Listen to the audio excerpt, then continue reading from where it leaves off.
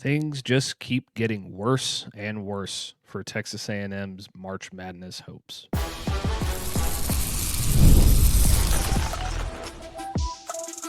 You are Locked On Aggies, your daily podcast on the Texas A&M Aggies, part of the Locked On Podcast Network. Your team every day. Welcome into this bonus edition of Locked On Aggies. I am your host, Matt Galatzin, and welcome to Locked On Aggies, part of the Locked On Podcast Network, now the number one sports podcast network in the world. Zach, we talked in our main show about briefly about Texas A&M's struggles on the hardwood. Of late, they've lost 4 in a row, and now they are set up for a matchup with Ole Miss tomorrow night at home, which is one that they should win. But given the way things have gone recently with losses to Alabama, Florida, Missouri, and Vanderbilt all in a row, it kind of leads you to believe that not anything's going to be a given. Ole Miss is on the struggle bus; they have lost 7 in a row, you're not in that bad a shape, but you've got an opportunity to get back on track and win one against an inferior opponent, which I believe they should do. But as a result of this 4-game skid, it's becoming less and less likely that Texas A&M makes the tournament. I'm not saying they're not going to make the tournament because they still have 6 games left. They can still salvage their season, get to 20 wins, and all of the things. But they need to win a couple games, and this is a great starting point for that. But A&M,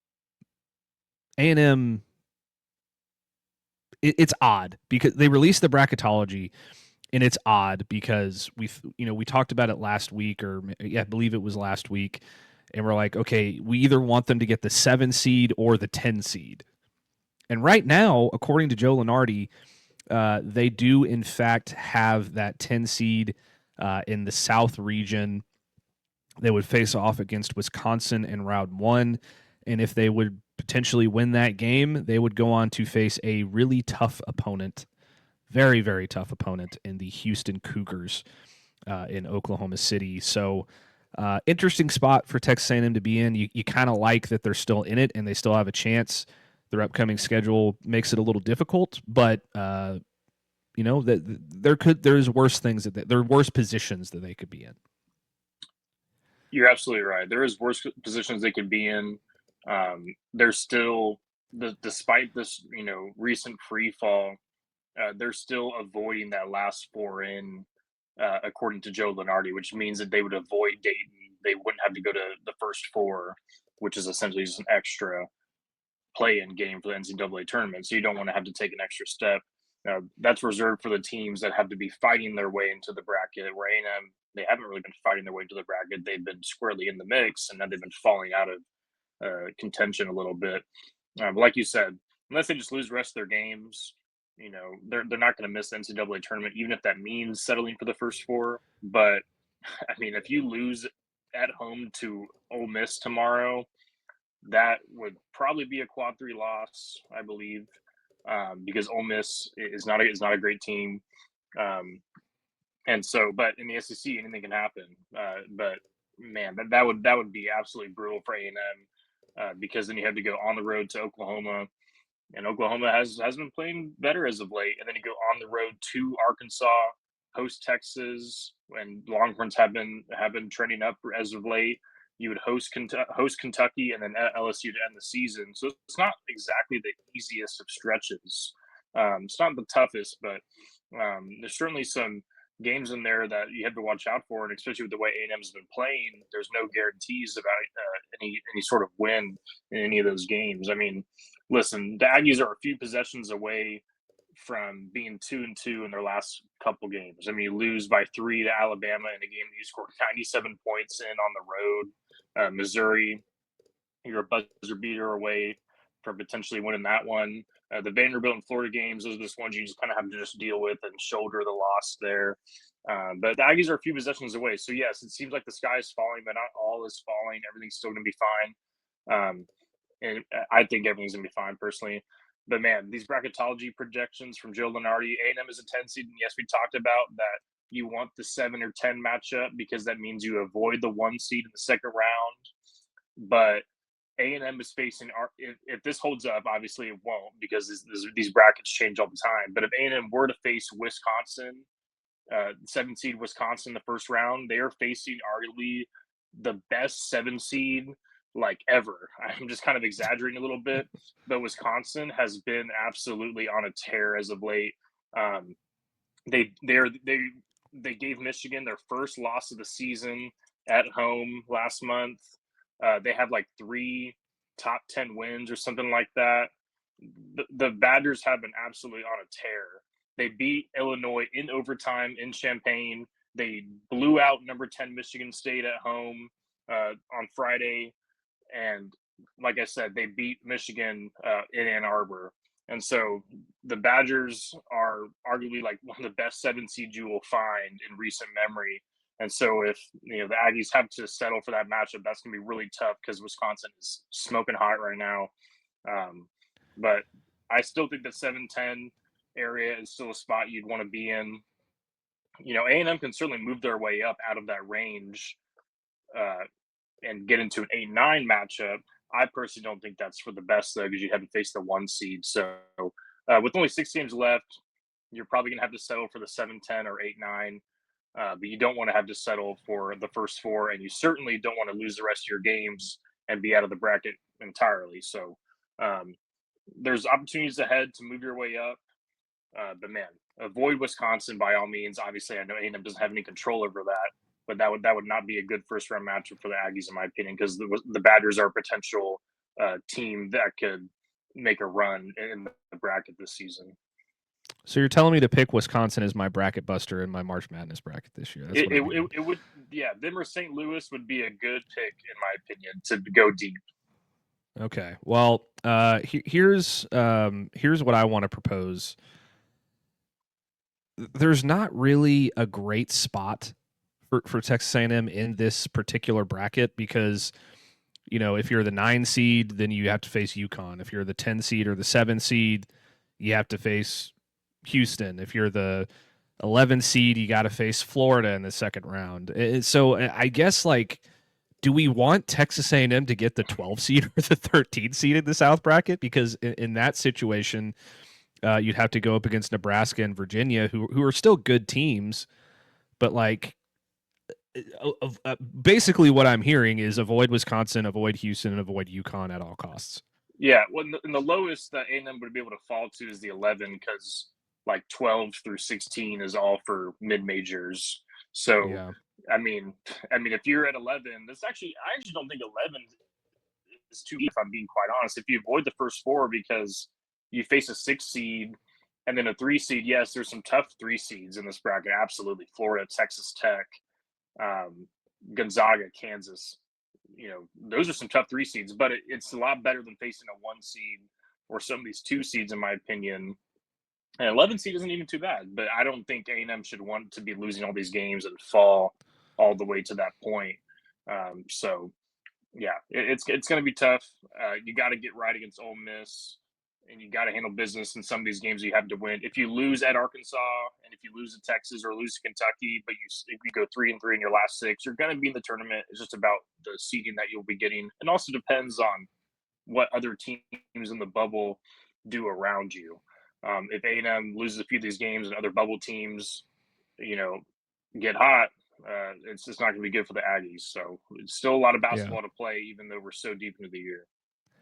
Well, we're going to take a quick break, Zach, and when we come back, we're going to talk about the minimum thing or the minimum plan that Texas A&M has to have if they're going to make the tournament and secure themselves a spot. So stick with us after this break, and we'll be right back. This is Mazda's moving the game forward for those who show there's more to the score than what's on the screen. I'm always reminded of Marcel Reed against South Carolina. Aggies down 30-3. Marcel is not playing well in the first half of that football game, and then he goes into the locker room and comes out a completely different player, leads the Aggies on the biggest comeback in school history, taking down South Carolina and preserving their college football playoff hopes with a 31-30 win. These moments remind us of what it really takes to raise the bar. It's that extra work off the court, dialing in every detail, giving it that extra fire, that grit, and I never quit. We put that same passion into every model. Highlights make the reel. What it took to get there makes it count. There's more to a Mazda because there's more to you. This episode is also brought to you by FanDuel. Have you ever wanted to experience the NBA Finals live and in person? FanDuel is giving you that chance to turn that dream into a reality with their NBA sweepstakes. Here's how it works. Use your profit boost on any NBA future, and you'll automatically be entered for a shot to win an NBA Finals trip for two. That's right, flights, tickets, and the whole experience. If you're already looking at the board and thinking about which teams can make a deep run, this is the perfect time to lock in. I love futures this time of year, whether it's picking a team to win a championship or grab conference title. It adds that extra layer of excitement to every game down the stretch. And now, not only can your pick cash, but it could also send you to the final. So visit FanDuel.com to get started. Use your profit boost on any NBA future and get entered for your chance to win a trip to the NBA Finals. Play your game with FanDuel, the official sports betting partner of the NBA. And then finally, this episode is also brought to you by Indeed. Workplace chaos, deadlines stacking up, inbox overflowing, and the one position you have to fill is sitting open. When the pressure's on and you need the right hire, this is a job for sponsored jobs. Indeed Sponsored Jobs helps you reach the people who actually fit what you're looking for, skills, experience, and location. So you're not just hoping the right candidate stumbles across your post. And here's a stat that says it all. In the minute that I've been talking to you, companies like yours have made 27 hires on Indeed, according to Indeed data worldwide. So if you're hiring, spend less time searching and more time interviewing candidates who check all your boxes with Indeed Sponsored Jobs. Again, spend less time searching and more time actually interviewing candidates who check all your boxes. Less stress, less time, and more results. When you need the right person to cut through the chaos, this is a job for Indeed Sponsored Jobs. And listeners of this show will get a $75 sponsored job credit to help get your premium status, your job, the premium status it deserves at Indeed.com/podcast. Just go to Indeed.com/podcast right now and support our show by saying you heard about it on this podcast. Indeed.com/podcast. Terms and conditions apply. Need to hire? This is a job for Indeed Sponsored Jobs. I'm out of breath. All right, Zach, what does Texas A&M need to do to actually secure their spot in March Madness? I'm not talking about win the rest of your games, beat Arkansas, and Kentucky and Texas and Oklahoma all in a row or anything crazy. I just want to figure out what we think is the bare minimum that Texas A&M needs to do to secure their spot in March Madness. I think it starts tonight. Me personally, and I'll get yours here in a second. Me personally, I think it starts on Wednesday against Ole Miss. You have to have that game. If you lose that game, it looks really bad on your resume, especially considering you don't really have any quality wins to your name. Like you got Auburn,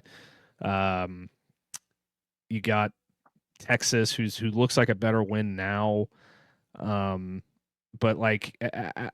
Outside of in Georgia is a pretty quality win, but like outside of that, it's like you don't have a marquee win.